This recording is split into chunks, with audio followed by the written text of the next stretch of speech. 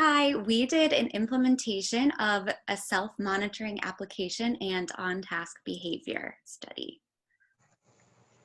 Hi, I'm Kelly Steinbach. I am an RBT living in Mishawaka, Indiana, and I work with kids ages like 2 to 10. Hi, I'm Tanasia Russell. I'm an RBT living in Philadelphia, Pennsylvania, and I work with kids from 2 to 13. My name's Caroline Pasolino. I'm an RBT living in Washington, D.C., and I work with kids from the ages of 18 months to 21 years old. My name is Lisa Pokonowitz. I work in a preschool ABA classroom with children aged 3 to 5 years old.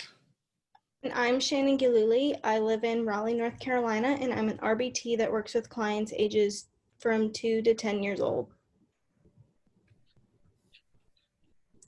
So a little bit about our original study. It was based on the implementation of a self-monitoring application to improve on-task behavior, which was a high school pilot study, and it was conducted by Howard P. Wills and Benjamin A. Mason. It was completed in partnership with the Juniper Gardens Children's Project and published in the Journal of Behavioral Education in 2014. So the study basically tested the effectiveness of a technology-delivered self-monitoring intervention to improve on-task behavior using a tablet. And a little bit more about the study, it involved 2 students, ages 14 and 15, with diagnoses of specific learning disability and ADHD. And basically, they were both taught to use a self-monitoring application delivered via a handheld tablet, and it utilized an ABAB withdrawal design. And the results found that there were positive, stable improvements in the primary dependent variable of on-task behavior for both students. And it has been suggested by other research that self-monitoring is an effective way to improve on-task behavior. And another example of this was a study completed by DeGangi, sorry about the mispronunciation, but Maj and Rutherford in 1991 that also investigated the effects of self-monitoring and on-task behavior. And in this study looked at, again, 2 students and measured on-task behavior and academic performance and found that it did improve during self-monitoring. And this study also did include self-graphing and found additional increases in academic performance due to that as well.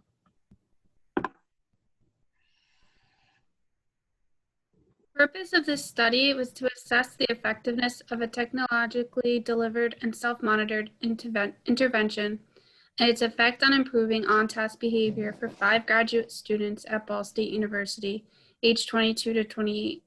School can be difficult for some students, and we can get distracted by things such as focus issues, personal issues, stress, home life, or even just a busy schedule.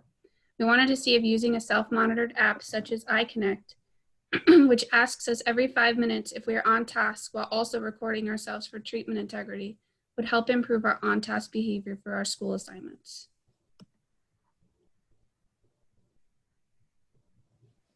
Participants in the study were 5 women aged 22 to 28 who all were enrolled in a graduate program at Ball State University. All participants are enrolled in advanced ABA and have various assignments from their multiple classes.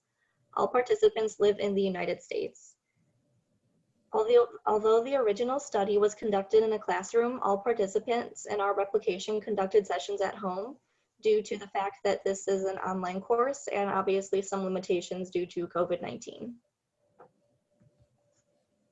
Materials for sessions included Ball State University study materials and assignments, textbooks, pens, pencils, highlighters, notebooks, binders, lined paper, note cards, a cell phone with the iConnect app, an iConnect account, and a webcam or camera for recording sessions, and a computer.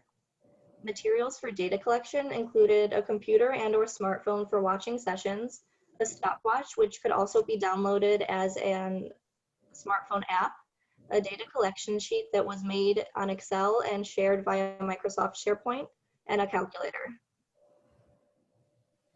The behavior that we were looking for this study was on-task behavior, and it's defined as passively or actively engaging in any materials provided by professors at Ball State University or any other materials pertaining to class assignments. Examples include passive engagement, which includes attending to videos.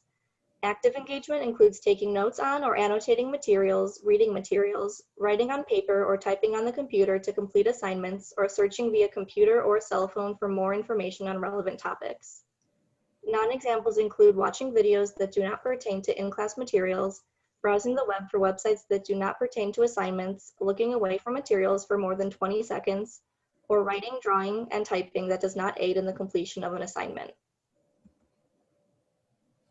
For our baseline phase, each participant was instructed to record 1 to 2 15-minute academic sessions for at least 4 of each 7-day week. Participants were instructed to keep the camera so the observer would have a clear view of the participant, and they were instructed not to deviate from how they would usually study, and there was no prompting to use any self-monitoring device during baseline.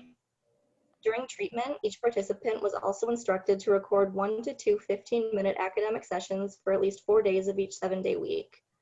Participants were again asked to keep the camera so any observer can see a clear view of the participant, and participants were instructed to use the iConnect self-monitoring app during each academic session. While using the iConnect app, participants were instructed to have it set to 5-minute fixed interval periods. And although in the original study, participants had to use the flash notification, we allowed ourselves to use the flash, chime, or vibrate because it wouldn't lead to the same distractions that it would in a classroom. To ensure treatment fidelity, each participant was given an intervention checklist that involved downloading the iConnect self-monitoring app, learning how to use the app, recording our sessions, making sure the camera is positioned so the observer has a clear view, ensuring that the iConnect app is set to 5-minute fixed intervals, and having one data collector watch and take data for each of the recorded sessions and uploaded them onto the Excel spreadsheet, and having a second observer do the same for 20% of the sessions. Additionally, screenshots of each participant's iConnect graphs will be uploaded onto a Word document. And here's just an example of what those graphs look like. You can see the date range and the positive, negative, and no response answers for the question, "Are you on task?" which was asked every 5 minutes. Inter-observer agreement data was collected for on-task behavior for 20% of observations for each participant across all phases. To collect inter-observer agreement, 20% of academic sessions were observed by 2 participants. Total duration IOA was calculated using shorter duration over longer duration times 100, and all inter-observer agreement for the study were 80% or above. So here we'll begin to review the data for this assignment. So for our replication project, we used the ABAB multiple design baseline design. This type of design is a withdrawal design that is meant to determine if the intervention at hand is effective.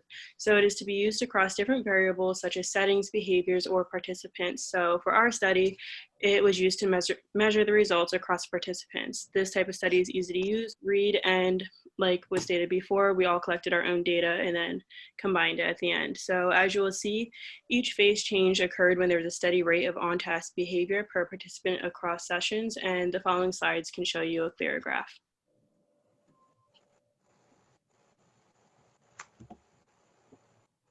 So here I just split up the graphs a little bit because you can really tell in the first slide. So here are the first 3 graphs out of 5. So the first one on the left will be Kelly's, and she averaged her first baseline at 63.75%, her first treatment at 74.2%, her second baseline at 69%, and her treatment at 81%. So for her, both treatment phases showed an increase of on-task behavior following a stable baseline phase. And then the one in the middle, that would be mine. My first baseline was averaging at 69.4% on task. My treatment 1 was at 69.8% on task, baseline 2 at 68%, and treatment 2 at 85%. So once again, both treatment phases showed an increase of on-task behavior from the preceding baseline data.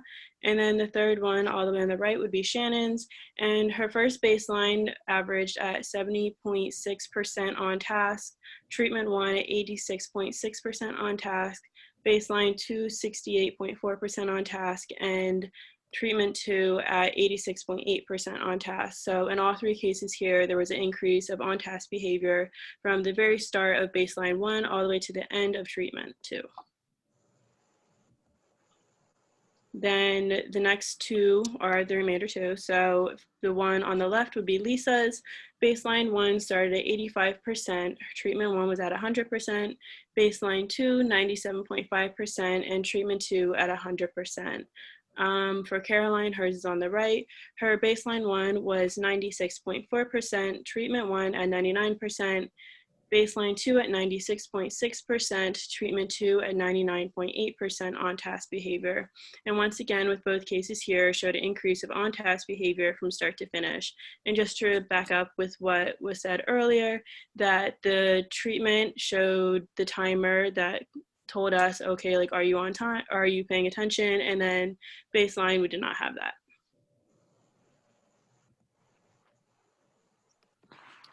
The use of a technology-based self-monitoring intervention can help with on-task behavior, but more research may need to be done in order to truly test its effectiveness. As seen in the graphs, most students had an average baseline score, and while in the intervention phases, some saw an increase immediately, while others were variable in their on-task behavior. Although not everyone was able to make dramatic changes in their on-task behavior, you can see some improvements. A problem that seemed to arise was students worrying about getting their data in such a short period of time, especially without a stable phase. Because of the need for a short study, it can be hard to know how well a self-monitoring device actually works, especially for those who struggle with focus. A study that lasts 6 months to a year may be a better indicator on if a self-monitoring device actually can help with on-task behavior. There seemed to be a need for a more controlled environment. Because we did this study in our homes, we all tend to have so many more distractions than we would if we were at a library, classroom, or even just a quiet place to be alone. There can be so many unavoidable distractions at home, such as children, spouses, pets, or even something household related. A study done in a more controlled environment and maybe even with an in-person observer may be able to see how well a self-monitoring device works with their on-task behavior. So limitations are sessions varied in occurrences from 19 to 23 sessions, depending on when the phase changes occurred.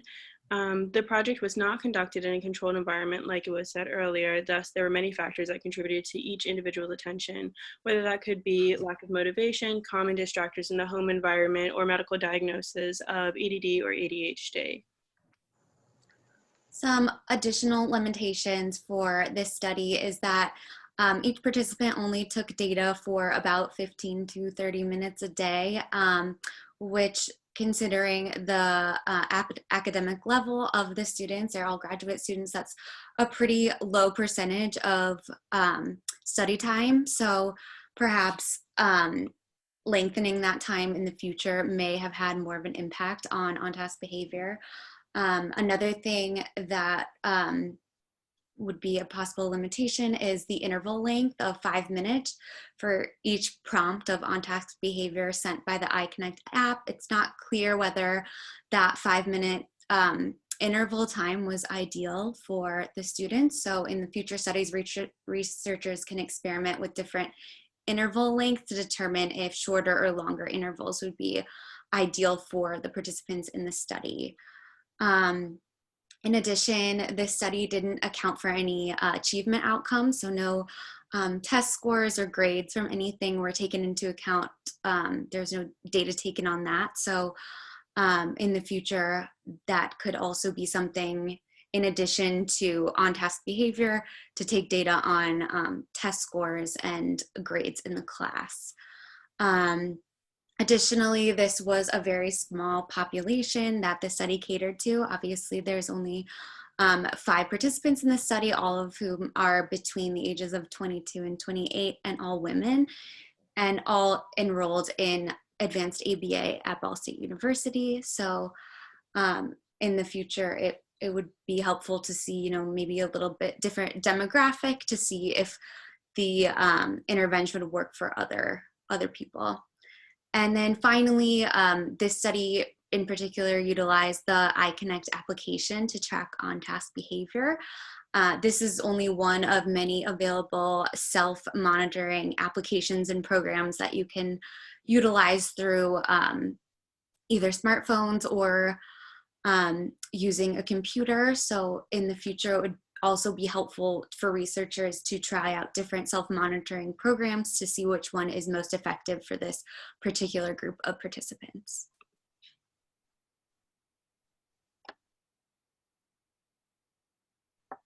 And that is all. Thank you guys. Thank you.